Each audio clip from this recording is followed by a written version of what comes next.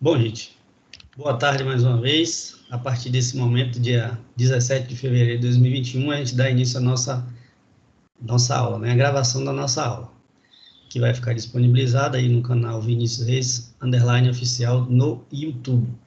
Na disciplina hoje de Manejo Agroecológico de Fitoparasitas 2, a gente vai falar sobre alguns temas que julgo serem importantes e interessantes para a disciplina e, principalmente, para a adoção de estratégias para evitar grandes danos com a presença de insetos considerados pragas e doenças também. Portanto, esses assuntos serão abordados. Manipulação da paisagem e da vegetação para controle de pragas e doenças em plantas. Vamos falar aí sobre a teoria da concentração de recursos, teoria dos inimigos naturais, a possibilidade de fazer a inclusão de plantas florísticas para atrair, por exemplo, insetos polinizadores, inclusão de plantas de grande porte, plantas aromáticas, né? Entre plantas antagônicas também. Então, esses assuntos aí serão alvo de nossa aula de hoje. Como vocês bem já sabem, interrompam quantas vezes forem necessárias para que vocês não fiquem com dúvidas. O objetivo da nossa aula será apresentar para vocês aí estratégias para controlar pragas e doenças em plantas, utilizando métodos que incluem a modificação da paisagem.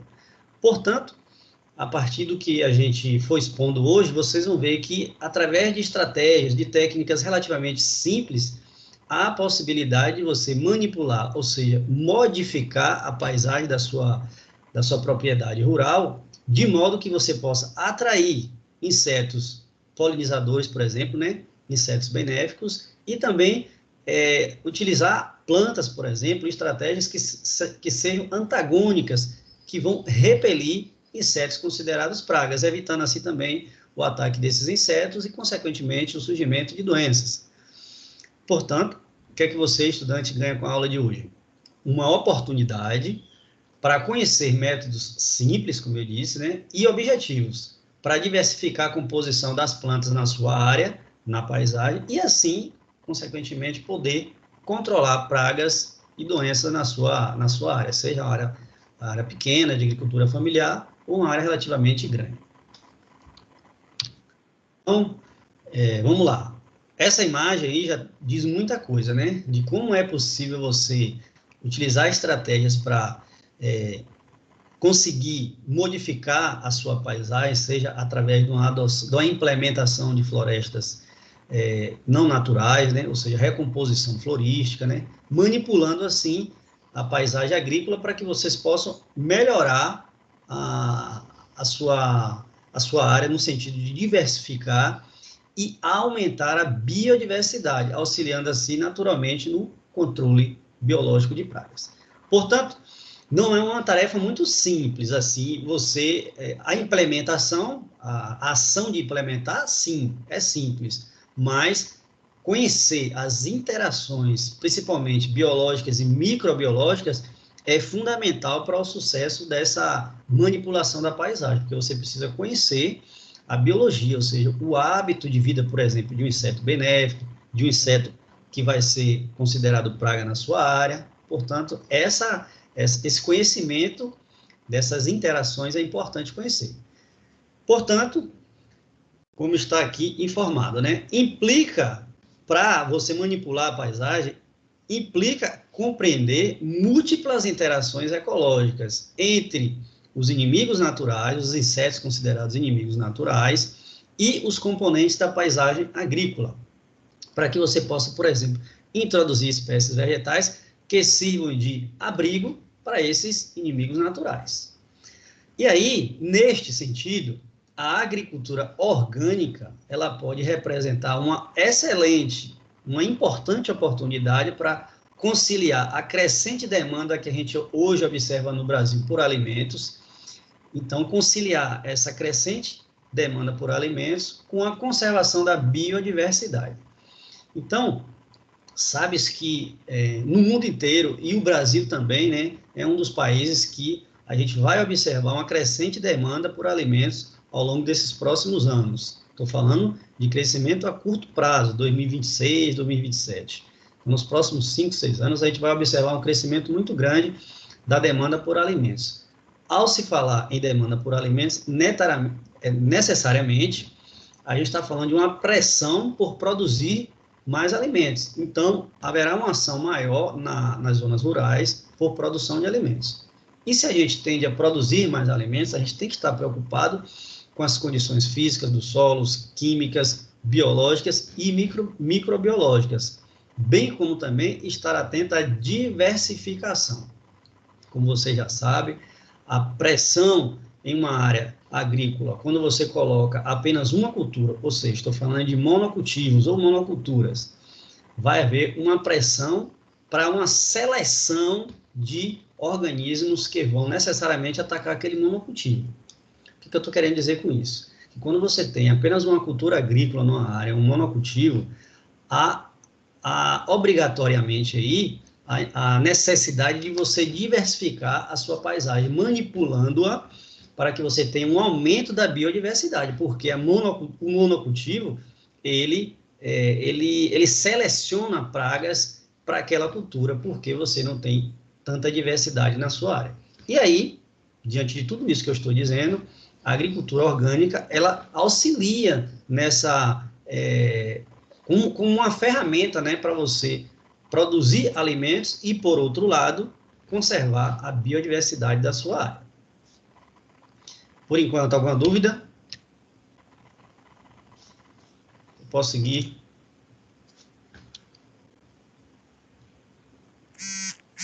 Pode seguir, professor. Vamos lá. Bom, Ediane que respondeu, né, Ediane? Então, muito bem. Olhando para esta imagem, Ediane, o que você consegue compreender?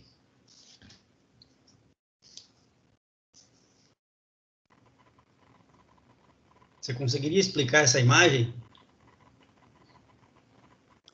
Calma, professor, eu estou lendo aqui porque eu estou com o celular, então está bem pequeno.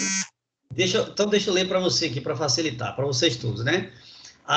Essa imagem está relacionada com as interações ecológicas. E aí a gente tem as interações que a gente chama de interações diretas e as indiretas. Então, as interações ecológicas são práticas de manejo da sua propriedade agrícola.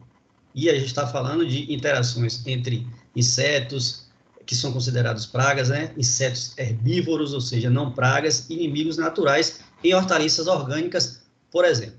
E aí, nessas linhas, nessas setas aqui, como por exemplo aqui, ó, onde a gente tem uma linha sólida, significa que a gente tem uma interação direta. Interação direta. Quando a gente tem aqui as linhas tracejadas, a gente tem uma interação indireta.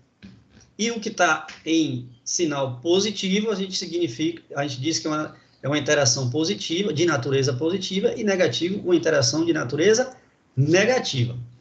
Quando tem esse zero aqui, por exemplo, né, é uma interação neutra. Portanto, Ediane, diante daquilo que eu lhe disse, agora, o que é que você conseguiria explicar dessa imagem?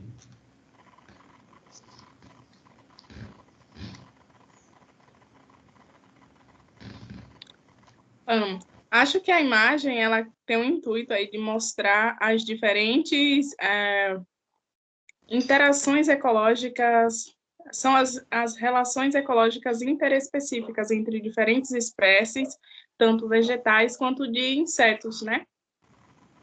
Podem... Sim, pois não, pode continuar. Isso, que podem ser benéficas ou não, né? Por exemplo, no caso de uma praga da hortaliça, ela seria uma relação ecológica negativa, ela não seria positiva. Você está falando aqui, né? Isso. Ok, exatamente. Há uma interação direta e é negativa. E aí, complementando aquilo que você está falando, por exemplo, vamos olhar para aqui, ó. Vegetação natural na propriedade. Ou seja, se você preserva a vegetação, a mata nativa na sua propriedade, o que é que isso pode lhe dar de retorno quando a gente fala do cultivo agrícola que você implementa? Então, observe aqui, ó, que você vai ter na sua área uma maior diversidade de insetos herbívoros, não pragas. Cria Então, como se fosse uma barreira natural, né? A vegetação nativa. isso, então aí acompanha aqui o raciocínio. Então, preservando, por exemplo, a vegetação natural, você tem uma interação positiva direta, aumentando a diversidade de insetos considerados não pragas, que, por sua vez, vai impactar positivamente na ocorrência de inimigos naturais que irão diminuir os insetos considerados pragas. Então, observe que a ação de manipular a paisagem, preservando recursos já existentes ou implementando agroflorestas, por exemplo, e vocês vão ver isso ao longo da nossa aula aqui, vocês vão enxergar interações entre espécies vegetais, entre insetos, entre a microbiota do solo, e isso tudo vai ter influência na propriedade como um todo, diminuindo assim a sua dependência, só para citar um exemplo, né, da utilização de agroquímicos, de agrotóxicos, inseticidas, herbicidas, entre outros cidas da vida aí. Então, por isso que eu disse no slide anterior que é importante você compreender minimamente essas interações ecológicas existentes entre os insetos, entre o inseto e a planta, o que é que você estimula, o que é que você pode colocar na sua área, falando de espécie vegetal, para atrair esses insetos e aí tornarem-se inimigos naturais, por exemplo, né? Então, para não detalhar muito aqui essa imagem, é importante eu trago aí essas relações ou interações para que vocês compreendam que uma ação ela não pode ser considerada de forma apenas isolada. É importante vocês compreenderem que uma ação ela está relacionada, ela interage com outras ações na sua propriedade. E é importante você compreender. Porque, por exemplo, você faz a implantação na sua área de barreiras naturais. Entenderam? Conceição, vi que você colocou uma mensagem aqui. Não está relacionado com o quê, Conceição? Você não entendeu? Foi quando o senhor perguntou se podia seguir, que tinha alguma dúvida, eu falei que não. Ah, certo. Tudo bem. Bom, então, compreenderam aí essa imagem, a possibilidade das múltiplas interações existentes quando você pensa em manipulação da paisagem? Posso seguir? Bem, então vamos lá. Ok. Aqui eu trago mais duas imagens para que vocês compreendam essas possibilidades que a gente tem de manipular a propriedade. Eu estou falando de redesenhar, por exemplo, uma propriedade, com diferentes habitats na paisagem. Por exemplo, como a implementação de barreira de vegetação, observe aqui nessa imagem, né?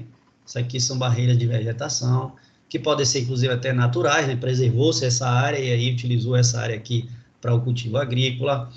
Áreas de pousio, como vocês podem observar na área aqui abaixo, se vocês nunca ouviram falar, né?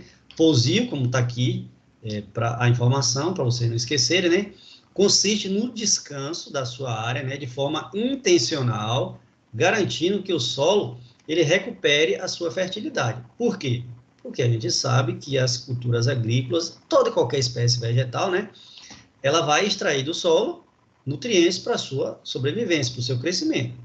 Então, para que o solo ele tenha essa sua fertilidade recuperada, você pode fazer, por exemplo, dar um descanso na sua área, que a gente chama, uma técnica que a gente conhece como pousio.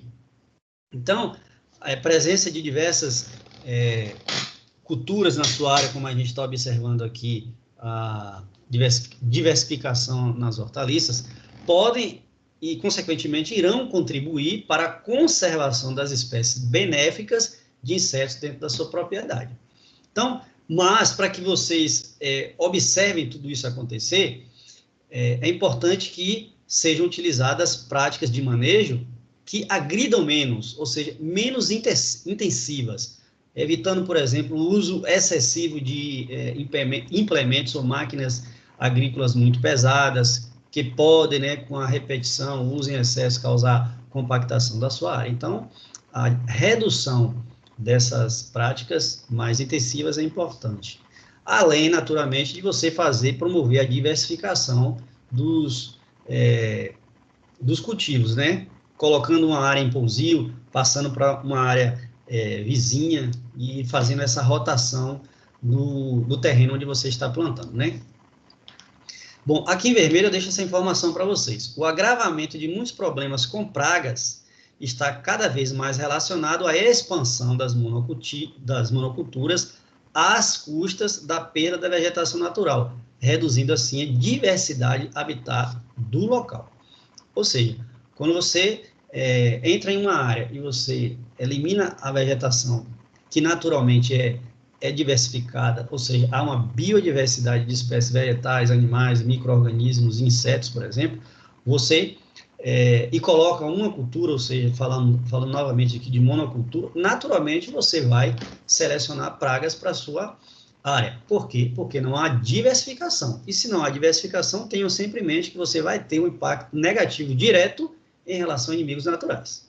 Então, aí, tem duas estratégias mostradas nessa imagem, utilizando, por exemplo, barreira de vegetação, diversificação na sua área de cultivo, né? Mais de uma espécie plantada, e aqui o descanso da sua terra, que a gente conhece como pousio. Podemos seguir?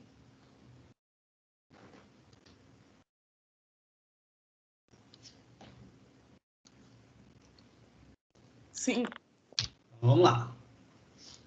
Bom, ações ou abordagens agroecológicas, desculpa, elas são muito interessantes no desenho desses sistemas agrícolas, ou redesenho, né? Mais diversificados. E aí a gente está falando tanto na questão do tempo e bem como também do espaço, ou seja, da sua área, né? E aí pode-se implementar consórcios, rotação de cultura, adubação verde, plantas de cobertura, estratégias que a gente conhece também, ilhas de mato, ou seja, são áreas que você preserva dentro da sua propriedade para que você tenha fonte de abrigo para insetos naturais, para que você tenha maior diversificação, quebra-ventos, como eu já falei, ou até situações mais complexas em termos de interações, né, entre essas espécies, como é o caso de implementação de agroflorestas. E aí, como a gente já viu em aulas passadas, né, o que seria o consórcio de culturas, Conceição?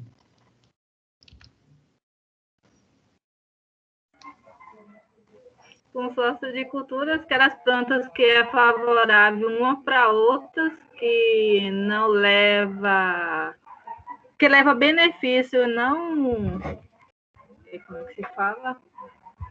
Ai, tem uma palavra que eu esqueci. O consórcio para lhe ajudar, Vitor, qual a diferença do consórcio para o policultivo? Me ouvindo, professor? Estou ouvindo, sim, pode falar. O consórcio são duas culturas, se eu não me engano. Isso. Né? Uma depois da outra.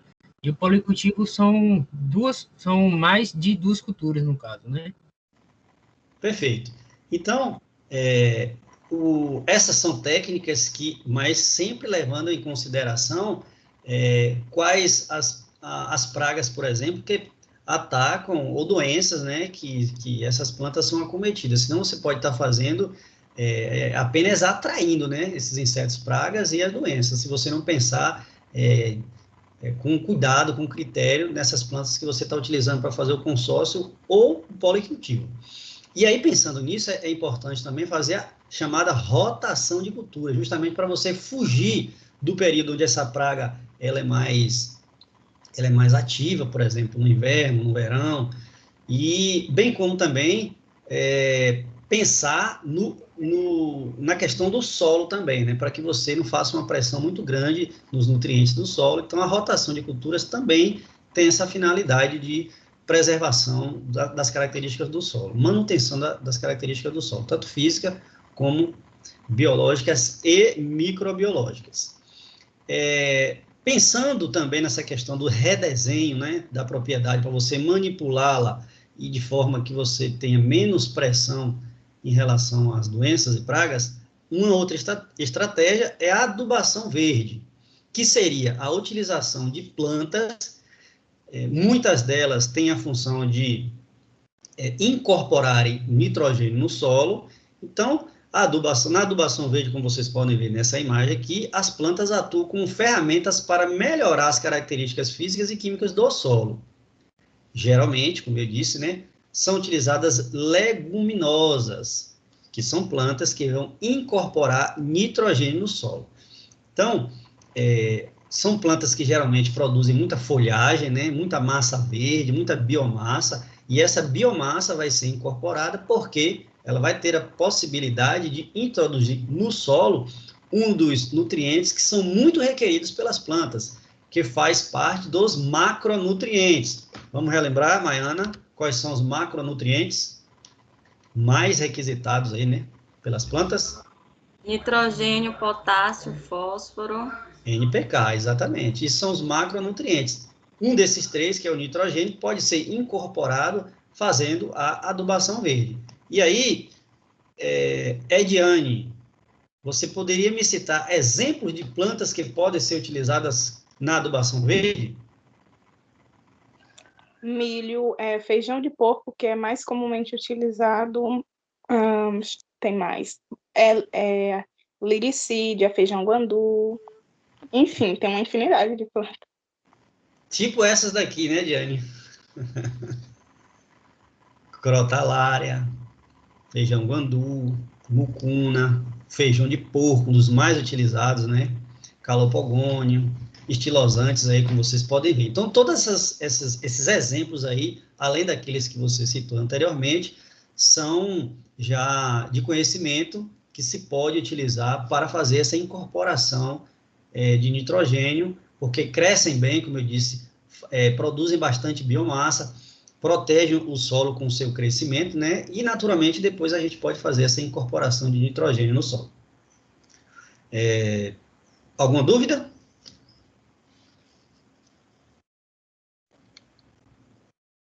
As gramíneas também, apesar de não serem leguminosas, eu acho que elas fixam nitrogênio também no solo. Isso.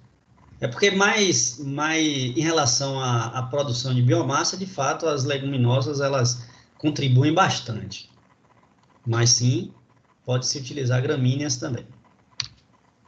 Bom, quando eu falo dessas técnicas para a gente pensar na diversidade e melhoria das características físicas, químicas e biológicas do solo, além de tudo isso, tem as características microbiológicas, que a gente não consegue ver, especialmente a olho nu, né? Mas a microbiota do solo, ou seja, os organismos e micro-organismos que habitam ali no solo, eles com certeza têm uma ação, há uma interação direta, que pode ser benéfica ou prejudicial ao crescimento das plantas em função das características que elas vão permitir ao solo fornecer nutrientes para as espécies vegetais. Portanto, além dessa diversificação dos cultivos que a gente já abordou aqui para que você tenha uma maior biodiversidade e diminua a monocultura, né? A persistência de organismos importantes na sua área, como, por exemplo, polinizadores, vocês estão vendo aqui um exemplo, a microbiota do solo e a manutenção dos inimigos naturais, isso tudo é influenciado pelo seu manejo. Então, quando você redesenha uma propriedade, você manipula a sua vegetação ou as culturas que estão ali inseridas, você naturalmente está interferindo de forma direta na qualidade, na saúde do solo. Então, tudo isso aí vai estar diretamente envolvido em processos biológicos. E aí, um desses processos biológicos que vocês estão vendo aqui, né? Você está vendo aqui um inseto, tudo isso que vocês estão vendo aqui amarelado são pólens. Então, um inseto, quando ele migra de uma área para outra, naturalmente ele está carregando esses pólens que vão servir de, como vocês bem conhecem, polinização de outras espécies, auxiliando assim no crescimento de frutos, por exemplo, né? Então, seguindo, né? A decomposição de matéria orgânica, simbiose, autorregulação das áreas, das populações de pragas e doenças estão associadas a todas essas ações. Ações que a gente está falando aqui de manutenção ou de manipulação da vegetação, da paisagem. Aí eu mostro a vocês aqui, ó, uma imagem interessante. Quando eu disse lá no início que era muito mais interessante você utilizar técnicas, inclusive agroecológicas, para você não ficar refém, por exemplo, da utilização de agrotóxicos, por quê? Porque quando você utiliza técnicas agroecológicas, você melhora o solo, melhora a sanidade vegetal e, consequentemente, você vai ter uma planta mais nutrida. E isso tem relação direta com o que está lá abaixo, né? No solo. Exemplo aqui. Então, quando você utiliza fertilizantes orgânicos, observa o que diz a imagem. Você está alimentando o solo, ou seja, você está estimulando as características físicas, químicas, biológicas e microbiológicas, estruturando o solo, incorporando assim matéria orgânica, que por sua vez vai disponibilizar nutrientes para o solo e com a influência de micro-organismos como bactérias, por exemplo, fungos, você vai possibilitar de forma lenta e gradual a disponibilidade de nutrientes para a planta, de uma forma mais gradual, uma forma mais lenta, não disponibiliza tudo de uma vez. Então, a planta aí, ao longo do tempo, ela vai conseguir absorver esses nutrientes e o solo vai permanecer por mais tempo com esses nutrientes. Quando você utiliza fertilizantes químicos, sintéticos, você está, de fato, alimentando a planta. Os nutrientes estão prontamente disponíveis e estarão sendo utilizados pelas plantas, mas não necessariamente você vai ter um solo rico, fértil e com a possibilidade de você ter aquele solo fértil, enriquecido durante muitos anos. O que, em alguns casos, acontece é justamente ao contrário, é a desertificação, ou seja, a perda gradual de fertilidade, ao longo dos anos de exploração daquela área, em função de uma manutenção adequada do solo, né? Só extraindo nutrientes ao longo de alguns anos. E aí, para exemplificar tudo isso que eu estou dizendo em relação à estrutura de um solo que é tratado de forma convencional, observa aqui, por exemplo, o monocultivo, né? Nessa imagem. Então, aqui temos as camadas de solo e com pouca interação biológica e microbiológica, como vocês podem ver, menor capacidade de retenção de água, naturalmente, né? E aqui vocês observem a diferença de um solo orgânico, que isso já está influenciado desde a superfície, né? Pela diversidade de espécies vegetais que estão plantadas aqui, acúmulo maior de matéria orgânica e, consequentemente, uma maior diversidade biológica e microbiológica, auxiliando, assim, em uma melhor estrutura física, química e biológica, além da microbiológica do solo, né? Então, é um solo mais saudável. Conseguiram compreender a importância e a complexidade dessas interações que a gente pode obter na área a partir daquilo que a gente implementa, ou seja, das espécies vegetais?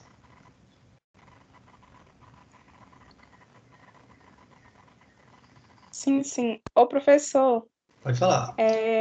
o senhor falou logo no início dessa imagem aí em relação à microbiologia, né? Que os insetos que podem causar danos ou benefícios às plantas que a gente não consegue ver.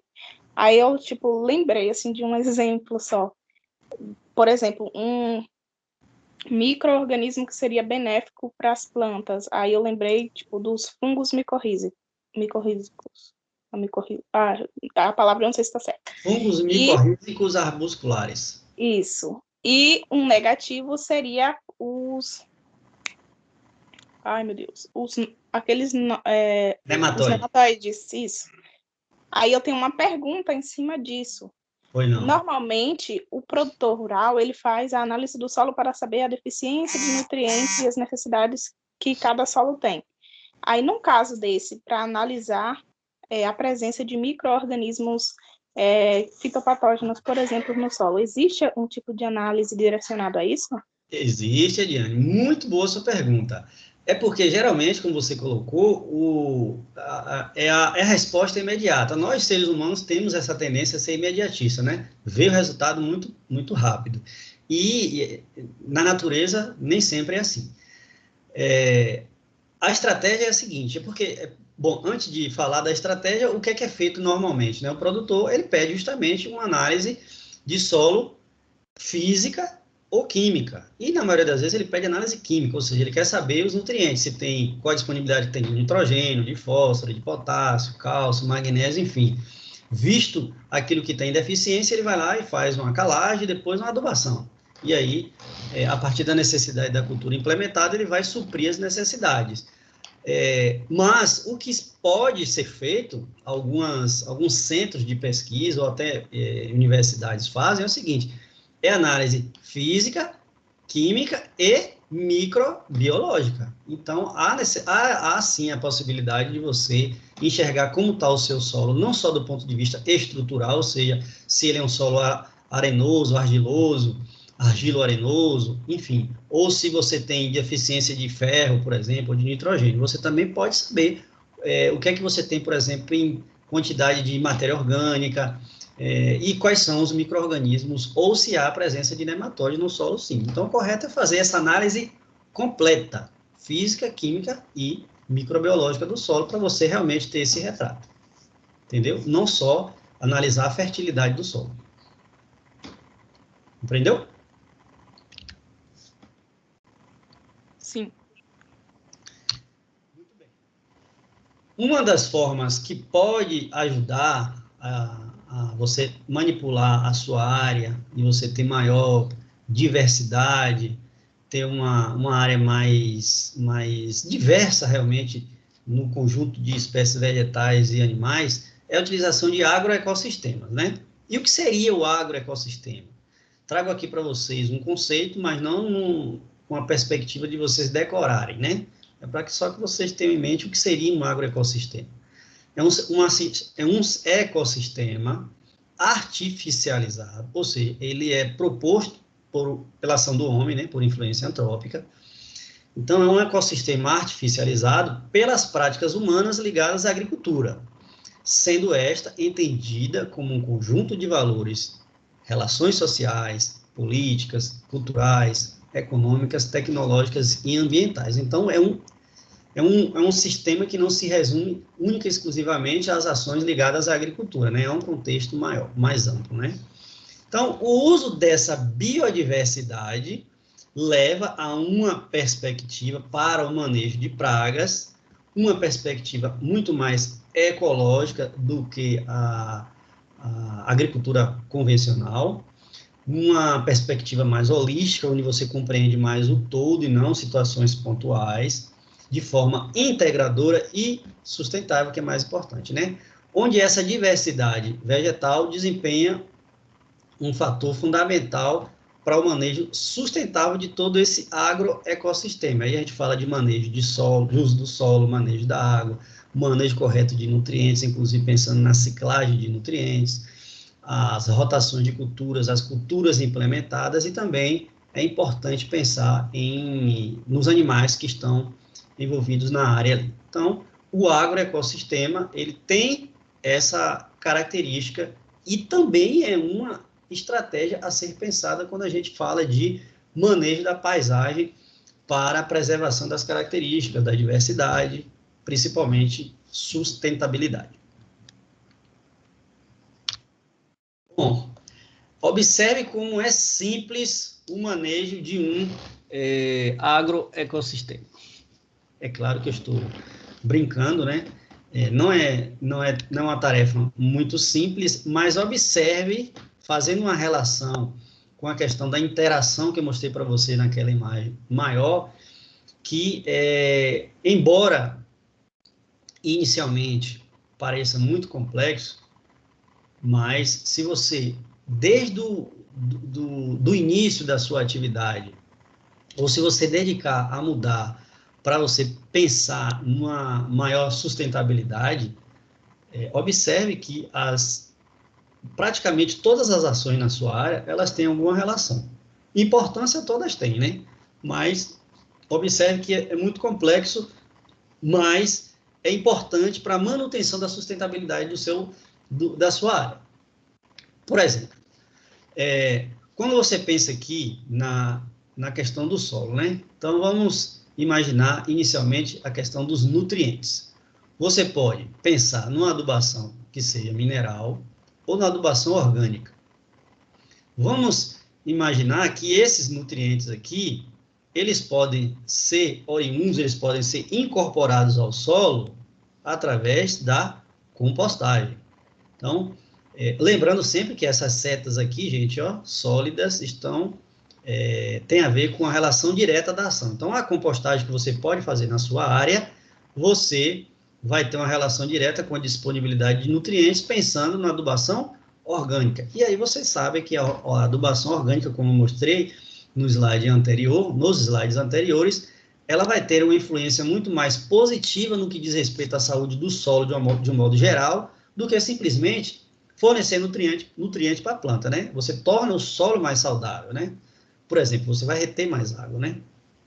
Então, e aí quando você tem uma possibilidade de fazer compostagem na sua área, você tem maior disponibilidade de nutrientes, vai haver uma maior interação e, principalmente, ação microbiológica no solo, disponibilizando nutrientes. Ediane deu um exemplo aí também, né? Há a possibilidade de você ter a colonização de fungos no sistema radicular. A gente chama de fungos micorrízicos arbusculares. Alguns desses fungos, ao se associarem com raízes de plantas, só para vocês terem uma ideia, eles vão aumentar a zona radicular, ou seja, a área de ação da raiz, que tem como função absorver água e nutrientes, né, por exemplo. Então, se você tem uma maior área radicular, né, superfície de raiz, naturalmente a planta vai absorver mais água e mais nutriente. Absorvendo mais água e mais nutriente, ela vai ser uma planta que vai se estabelecer mais rápido e vai se desenvolver mais rápido, produzindo mais também, né? Então, e só para exemplificar aqui, né, os micro-organismos, eles podem beneficiar o solo, tornando mais apropriado para o cultivo, por exemplo, de hortaliças, plantas medicinais, formação de pastagem ou de capim propriamente dito, que pode ter a finalidade de ser cultivado para retornar para a produção de composto. Então, observe aí como essas interações são importantes. E mais importante do que isso é compreender a função de cada uma dessas ações. Por que eu vou utilizar a compostagem na minha área? Para simplesmente me livrar da compra de adubos minerais, ou porque eu sei que a médio e longo prazo o meu solo e a minha área será muito mais sustentável quando a gente pensa principalmente que vai ter uma menor incidência de pragas e doenças, e você vai produzir alimento muito mais saudável. Então, o objetivo dessa imagem, desse agroecossistema falando de hortaliças, é fazer vocês pensarem que, embora inicialmente possa parecer complexo, é importante que você compreenda as relações, a importância dessas ações e as interações dessas ações para o funcionamento de um modo geral da sua propriedade. Ok, gente? Ficou claro? Ficou. Que bom. Então, vamos lá. Bom, eu mostro para vocês aqui agora, né? Essa é a imagem de um inseto praga, né? Uma lagarta, né? Mas para vocês entenderem que, por exemplo, para você eliminar um inseto considerado praga, não necessariamente você precisa pensar no veneno, né? Por que aquela praga está em desequilíbrio na sua área, né? Então, as interações entre os vários componentes bióticos, eles podem ser de natureza múltipla, como, por exemplo, né?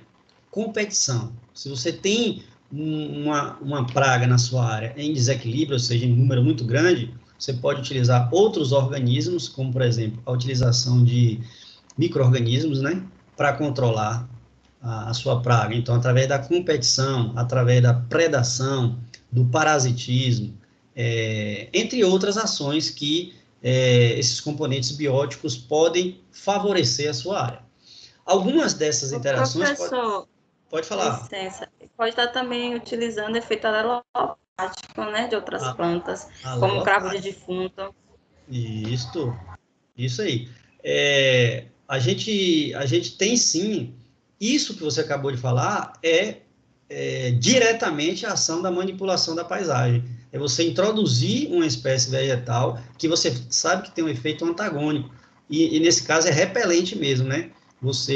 Ô, professor, lembrando também, se tem um índice muito elevado de alguma praga, eu não gosto de falar praga, mas indicador, de repente esse inseto está ali para te indicar alguma deficiência nutricional, algum desequilíbrio que está tendo na plantação. Também. Quando a gente falar de teoria da trofobiose, salvo engano, na próxima aula, vocês vão compreender que a planta vai dar esses sinais, né? Quando você não tem uma planta saudável, em desequilíbrio em relação aos seus nutrientes, ela vai atrair, sim, alguns insetos. Bom, então, algumas dessas interações, elas podem ser utilizadas, melhor dizendo, para induzir alguns efeitos positivos diretos em relação a essas populações desses insetos considerados pragas, através de serviços ecológicos, como, por exemplo, controle biológico de pragas, de redução, né, de doenças, como o Maiana acabou de falar agora, introdução de espécies vegetais como coentro, cravo de defunto, o cravo propriamente dito, alho. Então, tem... Manjericão, exatamente. São plantas que emitem cheiro, odores, né, em função de componentes químicos que tem na planta, e tem ação alelopática, ou seja, repelem alguns insetos. Professor, essas plantas que, por exemplo, em um consórcio, que possuem que liberam essas substâncias químicas alelopáticas, elas poderiam também, nesse consórcio, ser considerada como uma planta complementar, que ela complementa a outra porque ela vai estar protegendo do ataque de um determinado fitopatógeno?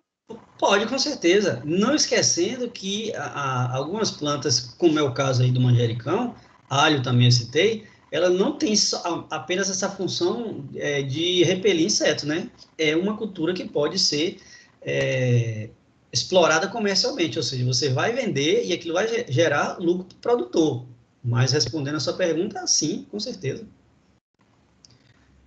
Aqui, nesse próximo slide aqui, eu estou apresentando a vocês algumas das estratégias que podemos utilizar para aumentar a biodiversidade de um agroecossistema. São várias, né? Aqui só alguns exemplos. Já disse para vocês, né? Policultivos e consórcios, implantação de agroflorestas, rotação de culturas, cultivo de cobertura, o manejo da vegetação espontânea, muita gente conhece como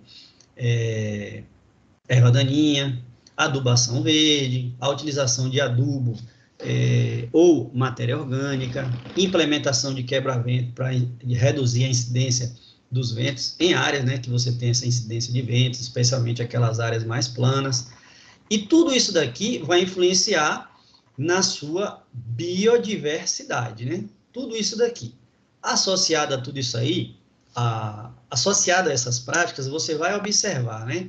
Maior presença de insetos polinizadores, presença de predadores, presença de herbívoros, plantas não cultivadas que vão crescer de forma espontânea, porque você vai ter uma maior diversificação na sua área, em função da maior fertilidade do solo, e isso está relacionado diretamente com maior atividade de minhocas e a fauna e microfauna do solo.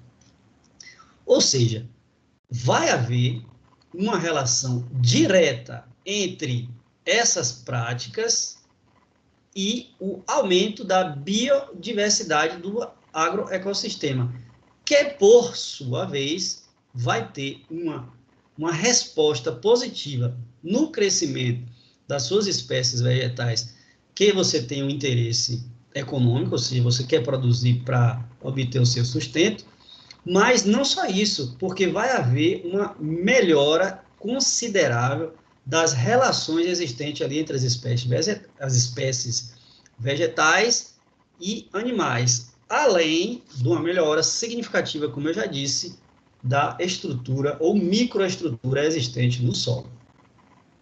Então, e também diminuindo assim o gasto, né, com adubação, com trato, porque se tem um ambiente equilibrado, não se gasta isso. com... O que eu costumo dizer, Maiana, é o seguinte, uma área onde você não tem a influência do homem, ela se autossustenta, há um equilíbrio natural. O desequilíbrio acontece exatamente a partir do momento que há influência antrópica. Quando o homem se predispõe a entrar em uma determinada área e ele quer apenas explorar, extrair do solo, aí o que acontece? Aí você vai ter o desequilíbrio, né? Porque se você não pensa em sustentabilidade, não pensa que esses recursos eles realmente podem ter fim, só extrai, só explora, aí de fato a natureza ela vai dar a sua resposta. Por quê? A gente leva alguns anos para você ter uma composição de solo orgânico, biológico, saudável. Então, para que esse retorno para as espécies vegetais que são plantadas ele seja positivo, é importante que você estabeleça uma relação também de troca, né? Se o solo está lhe oferecendo nutrientes, você precisa criar condições mínimas, né? Para que esse espaço, né? Esse microclima aí, ele seja mais saudável e se preserve, uma vez que a gente precisa se alimentar e, como eu disse, a tendência é de aumento de produção de alimento nos próximos 5 anos. Bom, existem alguns componentes que a gente chama de bióticos presentes nesses agroecossistemas. Esses componentes eles podem ser classificados em biota produtiva, biota de recursos e biota destrutiva, que vão estar relacionados a como é que funciona esse agroecossistema. Chama-se de biota produtiva tudo aquilo que você coloca na sua área de forma intencional, né?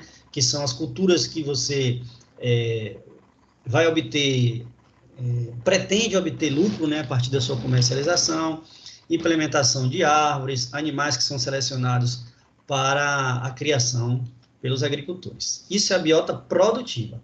A biota de recursos é tudo aquilo que já existe na área, né? Que vão auxiliar, que vão contribuir para a produtividade daquilo que você implementou, através de polinização, controle biológico, decomposição dos materiais orgânicos que tem lá, fixação biológica de nitrogênio, entre outras coisas. Então, isso é a biota de recursos.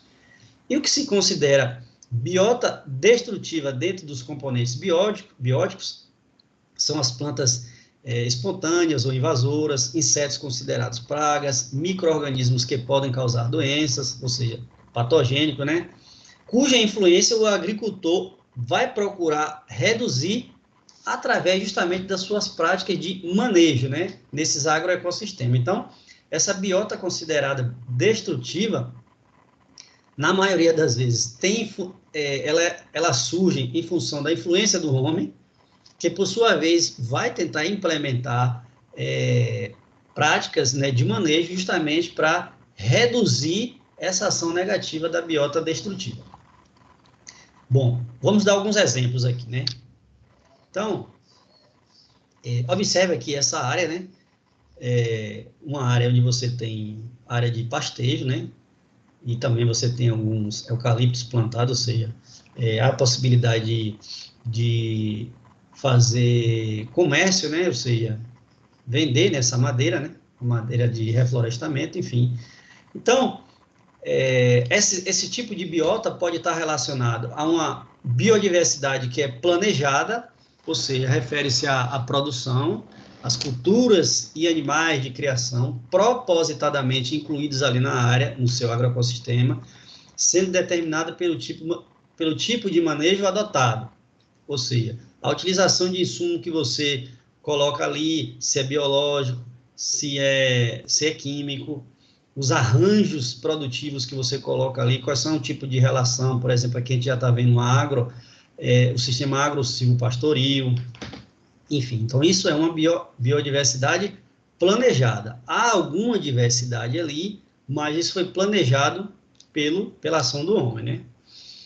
Outro tipo de biodiversidade é o que a gente chama de biodiversidade associada, que está relacionada à biota de recursos, que inclui aí o nosso solo. E a gente chama isso aí de epigeia. Não sei se vocês já ouviram falar, mas a epigeia está relacionada com todas as ninfas que vão habitar o solo, como vocês estão vendo aqui nesta imagem, né? E protegem o solo. São larvas de besouro, minhoca, enfim. São esses organismos que estão habitando o solo, melhorando a sua estrutura e, consequentemente, vão propiciar um microclima mais interessante, até para o crescimento dessas raízes. Esse é o tipo de biodiversidade associada, que está relacionado com a epigeia, né?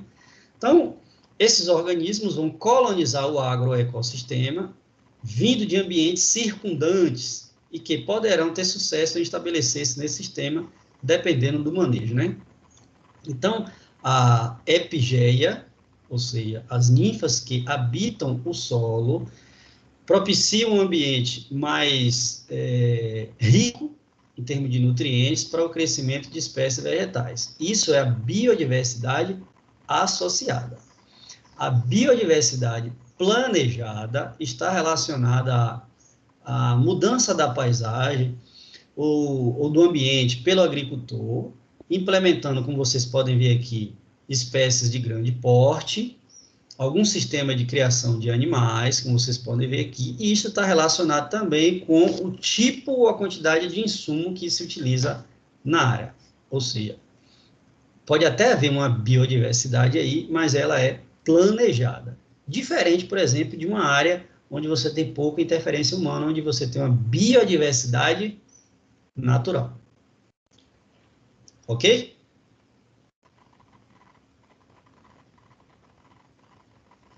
Ok. Então, vamos lá. Para contextualizar, né? Quando você pensa na biodiversidade planejada, ou seja, eu quero implementar, eu quero fazer o plantio de pau-brasil, né? Então, vamos lá.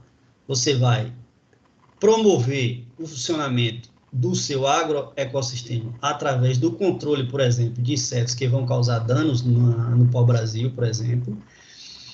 E associado a isto aí, a essa biodiversidade que você planejou, você precisa pensar na adubação para o crescimento, por exemplo, do pau-brasil. Então, há necessidade da criação do ambiente minimamente que dê condição para o crescimento da sua cultura de interesse. A gente chama isso de biodiversidade associada, como eu já falei, está relacionada à epigeia. E essa biodiversidade associada tem interferência no funcionamento total do agroecossistema. Portanto, o que é que eu estou querendo dizer? Que a sua biodiversidade planejada, ela tem uma relação direta no funcionamento do agroecossistema e uma relação indireta na biodiversidade associada. Mas ambas têm relação direta para o funcionamento do agroecossistema. Mais uma vez eu digo que é importante, quando se pensa em manipular a paisagem para o cultivo, ou os cultivos ou criações no ambiente rural, é importante ter conhecimento das relações, e mais do que isso, das interações existentes, para que a gente realmente consiga atingir o objetivo, se é produzir de forma mais orgânica, se a gente pensa em produzir a longo prazo, se a gente pensa em ser imediatista, se a gente pensa em ter um solo mais estruturado e mais sustentável a propriedade, de modo geral, por longo tempo, né?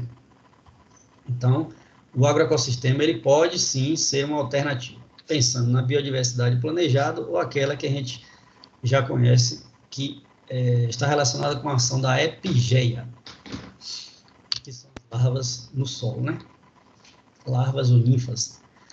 Bom, falando ainda em manipulação de paisagem, a gente tem um outro conceito chamado de cultivos em aleias. O que seria isso?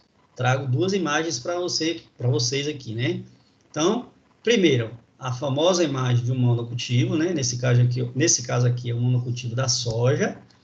E logo abaixo aqui, já o cultivo que a gente chama de aleias, que é uma técnica para melhorar solos que são naturalmente empobrecidos, ou seja, que abaixa a fertilidade, né? Então, planta-se aqui em fileiras diversificadas, como vocês podem ver aqui, né? Plantios diversificados, diferente aqui do monocultivo da soja, representado nesta imagem aqui. Isso a gente chama de concentração de recursos ou hipótese de concentração de recursos, que prevê que as populações das pragas podem ser diretamente influenciadas pela concentração ou dispersão espacial de suas plantas hospedeiras. Ou seja, mais uma vez a gente está falando que quando pensa-se em monocultivos, você tem ali uma área uniforme. E quando a gente tem uma área uniforme, a probabilidade da influência de uma praga nessa área é muito grande. Por quê? Porque os inimigos naturais não estão presentes. E quando esse inseto considerado praga está aí presente e tem uma uniformidade, ou seja, nutrientes disponíveis para o seu crescimento, imaginem que é óbvio que essa praga vai se desenvolver muito e num curto espaço de tempo. Então, a população da praga está diretamente influenciada pela concentração das plantas hospedeiras. Por outro lado, nessa imagem abaixo aqui, se você tem uma diversificação, ou seja, você não tem a concentração dos recursos vegetais que servem de alimentação para esses insetos, ele é mais diversificado, portanto, afirmo para vocês que o cultivo em aleias, ela vai ser útil para melhorar solos pobres, consiste aí no plantio de árvores em fileiras espaçadas aí, e no meio dessas fileiras você pode plantar, por exemplo, hortaliças, e isso estimula maior biodiversidade, portanto, menor influência de insetos pragas, porque você tem uma maior biodiversidade, incluindo a biodiversidade de insetos considerados inimigos naturais. Ok? Entenderam aí o que é a concentração de recursos?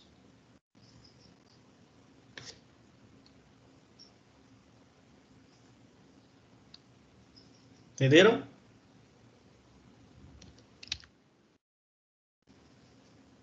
Mais ou menos.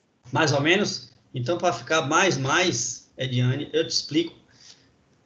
Tentarei ser objetivo. A concentração de recursos diz o seguinte, que quando você tem maior diversidade de espécies vegetais na sua área, você tem os recursos mais distribuídos. Esse recurso que eu estou falando está relacionado com nutrientes presentes nas plantas. Portanto, em monocultivos, você tem maior concentração de recursos.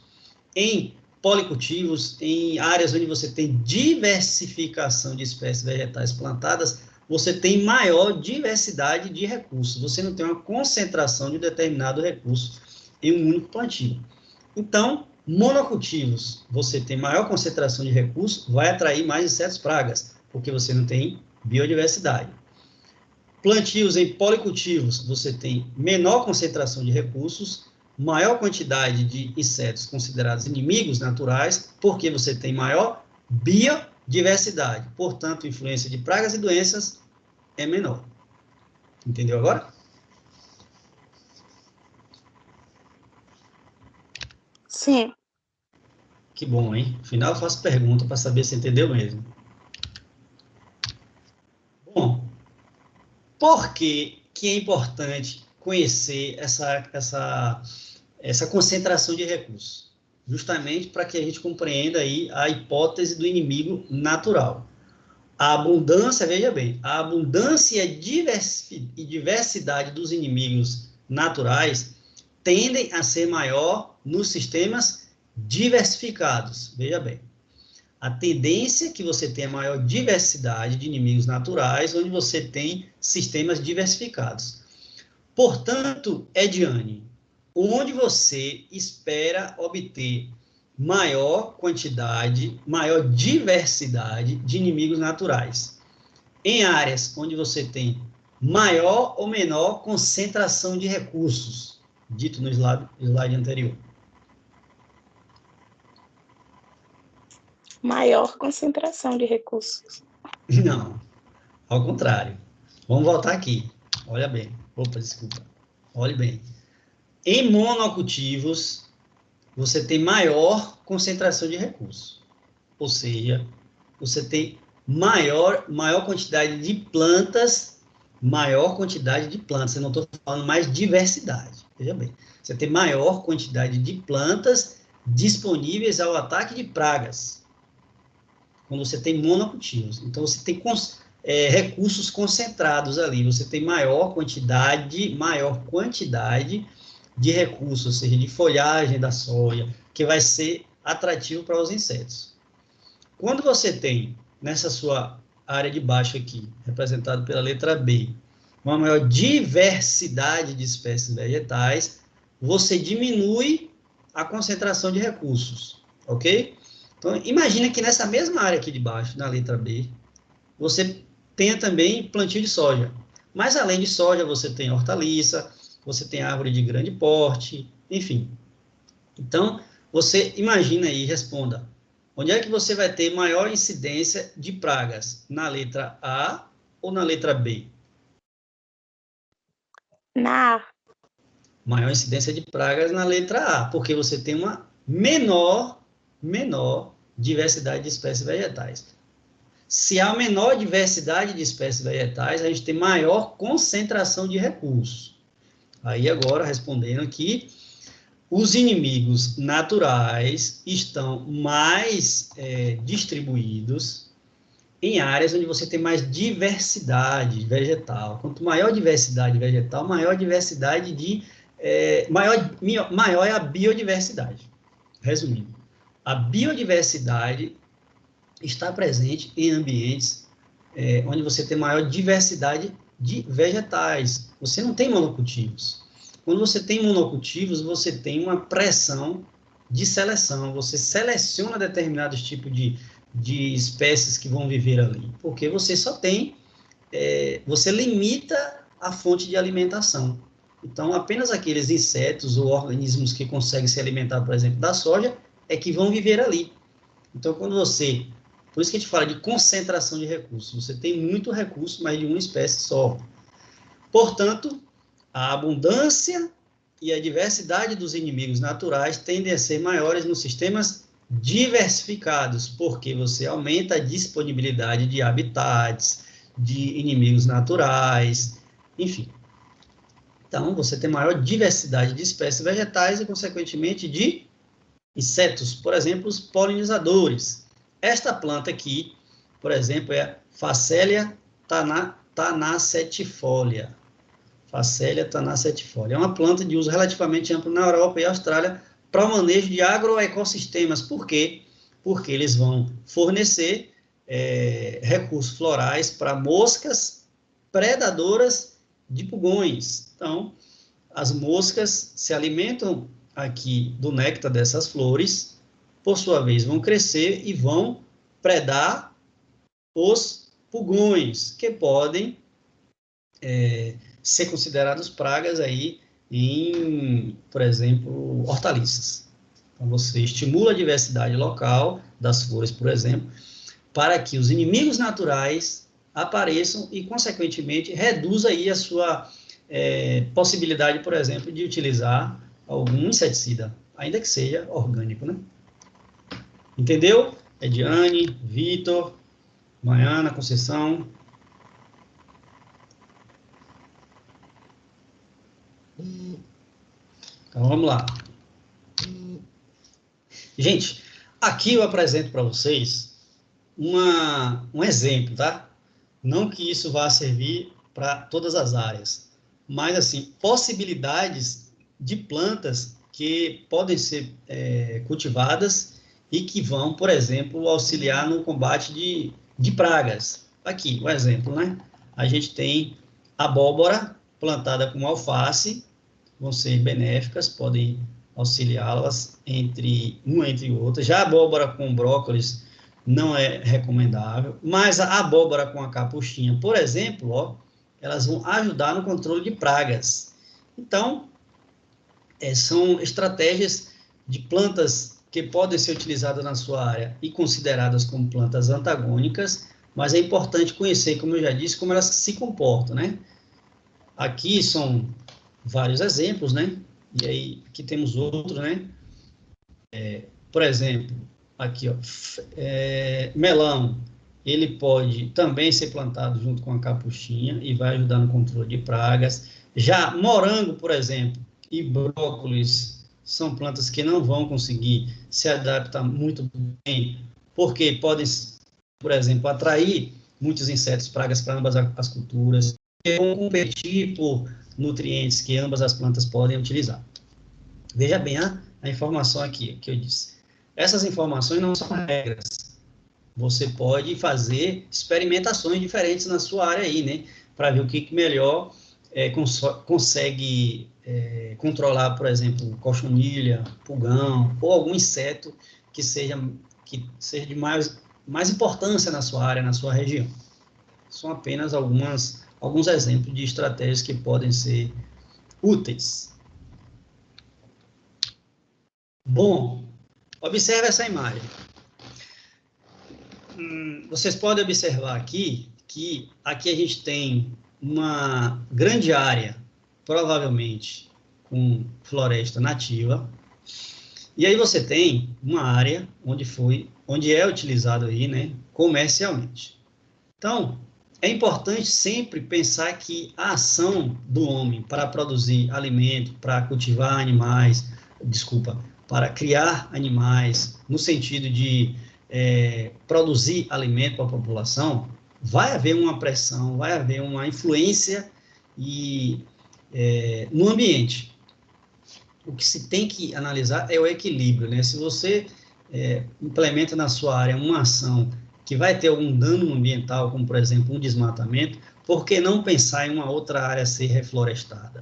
Para minimizar os danos, né? Então, na busca por sistemas agrícolas sustentáveis, de baixo uso de insumos e energeticamente eficientes, uma estratégia-chave é restaurar a diversidade da paisagem agrícola, criando, por exemplo, aí, né, no entorno, né, ao redor da sua propriedade, florestas implementadas, né, fazendo rotação de culturas, utilizando cultivos de cobertura, policultivos, sistemas agro-silvopastoris, utilização de cerca viva, conservação de pequenos fragmentos da sua área aí, para que você consiga ter a migração de animais, de insetos entre esses fragmentos dentro da sua propriedade, visto que esses insetos, o aumento dessa biodiversidade vai, inclusive, ser favorável para o seu cultivo de interesse. E, naturalmente, há que se pensar na questão da sustentabilidade da sua propriedade, para que você, enquanto produtor, tenha sustentabilidade financeira, né? Uma vez que muitas famílias conseguem sobreviver com a renda oriunda da sua propriedade rural. Então, por que não pensar a longo prazo? Bem, gente, neste momento a gente vai encerrar a gravação, né? E proceder àquele nosso exercício de consolidação aqui dos conteúdos da aprendizagem, ou seja, vamos responder algumas perguntas e falar também sobre a nossa atividade avaliativa desta semana da disciplina. Vou encerrar a nossa gravação aqui de hoje.